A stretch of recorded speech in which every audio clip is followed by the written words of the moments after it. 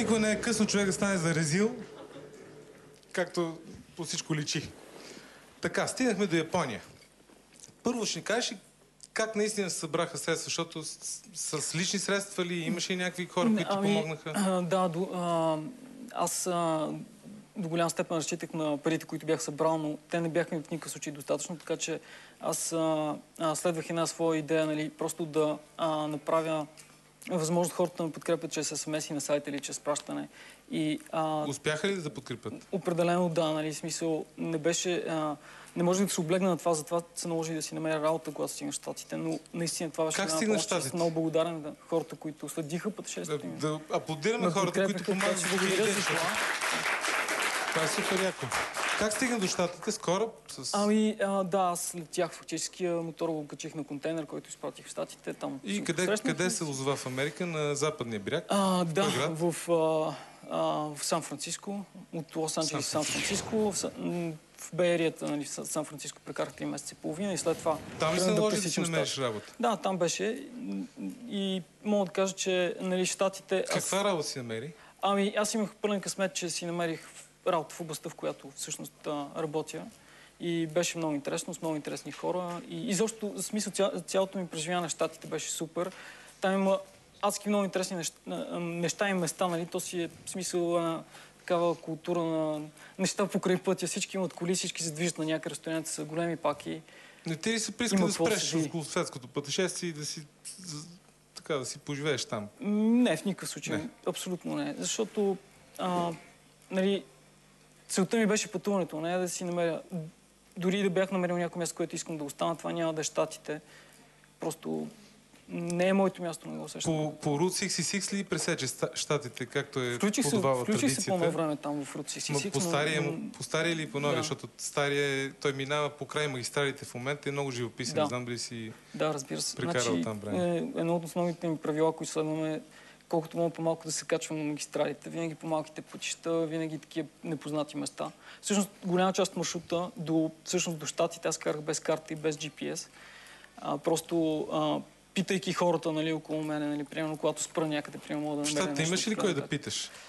В Щатите вече си взех карта, нали, в смисъл, защото там беше бях малко по-антисоциален, така да кажа.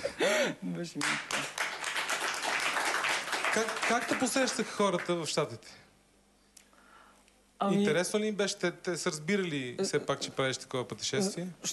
Помагаха ли ти такива обикновени хора? Нали, мога да кажа, че не може да има сравнение между Щатите, между Западна Европа и пътуването ни през изтока, нали, през всички тези страни. Къде хората бяха най-дружелюбни? Украйна, Русия, Казахстан, нали, смисъл, Япония, нали, хората бяха невероятно отворени, супер дружелюбни. Нали, както знаеш, мотористите по принцип се поддържат, се подкрепят и за мен беше лесно в този смисъл да си намирам нови приятели. Успя ли да видиш разни организации моторджийски в Щатите? Аз съм ги виждал, когато карам по магистралите, такива, примерно 150 души с мотори отидат някъде. Успя ли с такива клубове, организации да се зачеш? Или не?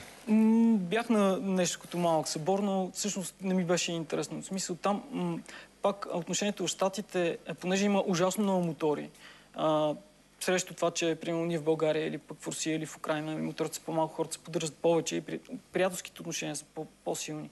Нали, интересът е по-голям. В Щатите някакси ти като си с мотор, нали, се носи с кола, няма никакво значение. Няма го това.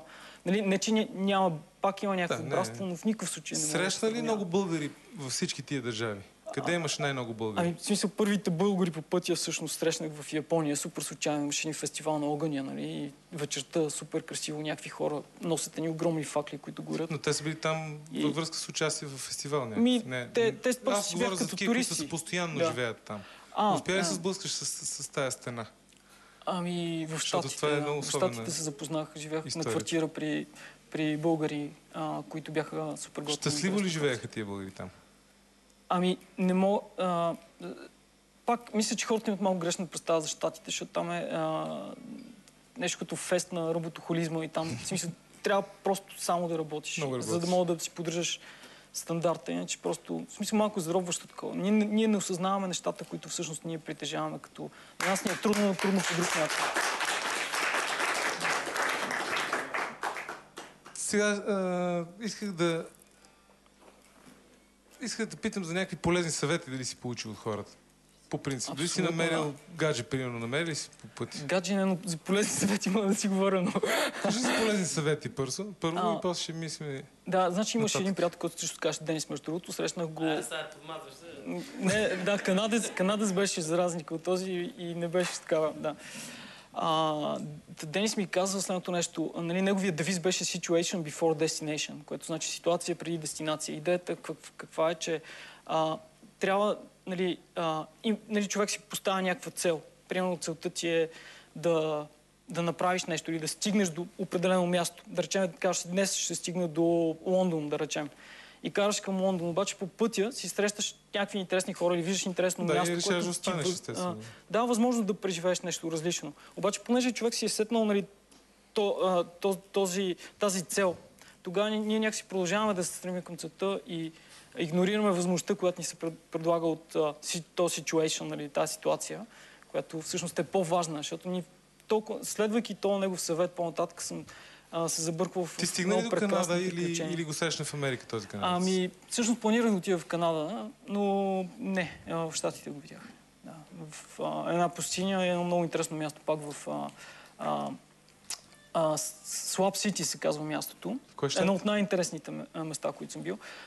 Калифорния. И всъщност това е нещо като такъв полулегален, по-скоро нелегален град на някакви хора, които са или художници, учелници, всякакви, нали, такива, които просто са решили да си вдигнат някакви бараки там.